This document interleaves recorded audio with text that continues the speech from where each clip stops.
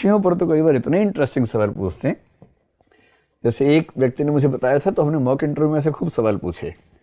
जैसे हिस्ट्री के व्यक्ति से कोई ये पूछे कि यार ये बताओ, ये जो कमरा है जिसमें आप इंटरव्यू दे रहे हैं, मैं जितने सवाल बता रहा हूँ ना, अगर आप चाहें तो फिर अगले सेशन में पूछिएगा, उन पर बात भी करेंगे, कि आप जिस कमरे में इंटरव्यू दे रहे हैं, मान लीजिए कि अभी अचानक कुछ ऐसा हो कि सभ्यता खत्म हो जाए और उसके 500 या 1000 साल के बाद खुदाई में ये कमरा फिर मिले नए लोगों को जो इतिहासकार हैं, और इस कमरे में हम सामने 4-5 लोग बैठे हैं, सामने आप बैठे हैं, हम सब ऐसे ही बैठे हुए हैं और हड्डियों का ढांचा बचा हुआ है, स्केलेटन बचा हुआ है।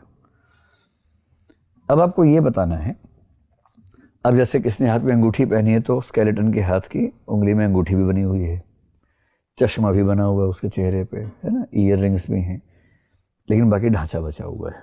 और ये जो फर्नीचर सब कुछ है वो सब देख लीजिए, ध्यान से देख लीजिए।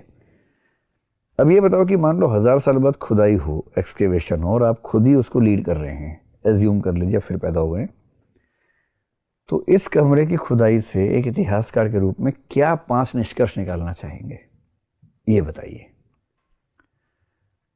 असली सवाल ये होता है, ये थोड़ा ना होता कि आप इतिहास के विद्यार्थी हैं, अच्छा ये बताओ कि अलाउद्दीन खिलजी ने चित्तौड़ पे हमला कब किया था? सर 1302 में या 3 में? सर 3 में जनवरी में या फरवरी में? ये सवाल थोड़ा ना है, ये तो टुच्चापन है, ये सवाल थोड़ा ना है। अगर उसको पता है कि जनवरी था कि फरवरी था, इससे क्या फर्क पड़ा सिविल सेवाओं भारत में। लेकिन अगर कोई इस तरह के सवाल में सोच के जवाब दे पा रहा है, तो गारंटी है कि आपने एक समझदार व्यक्ति को चुना है, और वो समझदार व्यक्ति जहां भी काम करेगा अच्छा काम करेगा, क्योंकि समझदारी ही चाहिए। अल्टीमेटली दुनिया में किसी भी काम को करने के लिए समझदारी, कॉमन सेंस, क्रिएटिविटी, ये सब चाहिए होता है। नॉलेज तो आई जाती है किसी भी काम को करते करते। तो अगर आप ऐसे प्रश्नों के उत्तर दे पा रहे हैं तो आप मान के चलिए कि कोई आपको रोक नहीं पाएगा। सोच पा रहे हैं इसका उत्तर?